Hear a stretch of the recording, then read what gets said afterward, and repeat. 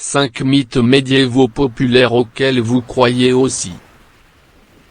Si vous aviez la possibilité de visiter le passé, quelle période choisiriez-vous?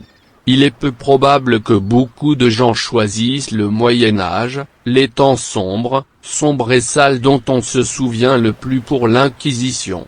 Mais était-ce vraiment si sombre et effrayant à l'époque?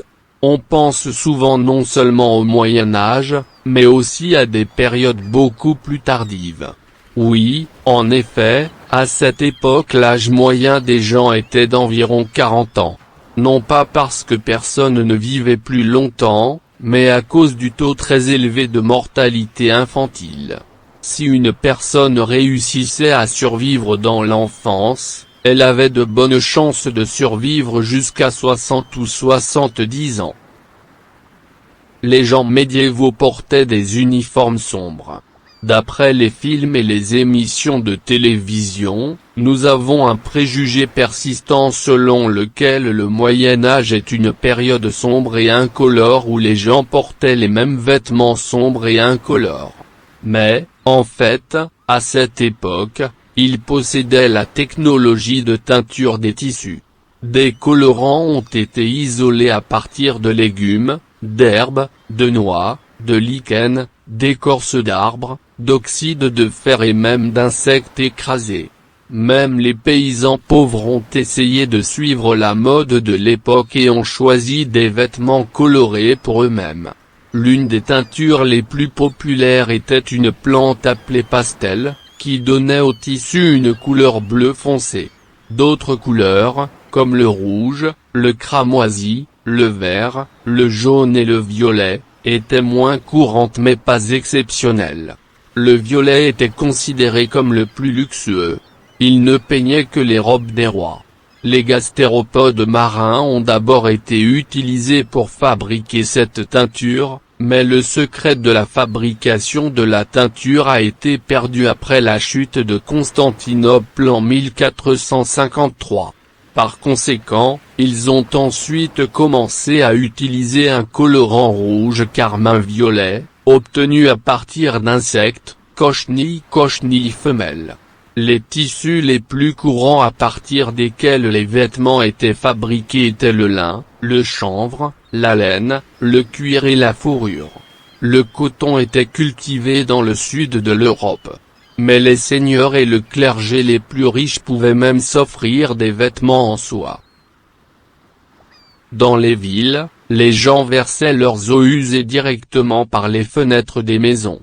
Quand on pense aux villes médiévales, quelque chose de sale et malodorant peut immédiatement venir à l'esprit. Il est largement admis que toutes les rues étaient remplies d'eaux usées humaines, de restes de nourriture et d'ordures qui pouvaient être jetés par la fenêtre sur la tête des passants. Et, en fait, dans de nombreux pays, cela était interdit par la loi. Par exemple, au XIVe siècle à Londres, une personne qui jetterait le contenu d'un pot de chambre ou d'autres ordures dans la rue pourrait être condamnée à une amende de 40 pence, près de 4000 rivenias en argent moderne. Les gens médiévaux ne se souciaient pas beaucoup de l'hygiène. Il existe un mythe répandu selon lequel, dans l'Europe médiévale, les parfums n'ont été inventés que pour interrompre l'odeur insupportable des corps non lavés. Apparemment, même les nobles de la cour ne se souciaient pas trop de la propreté et se baignaient très rarement. Mais les historiens disent que les gens du Moyen Âge aimaient vraiment les bains. Et peut-être même plus qu'au XIXe siècle.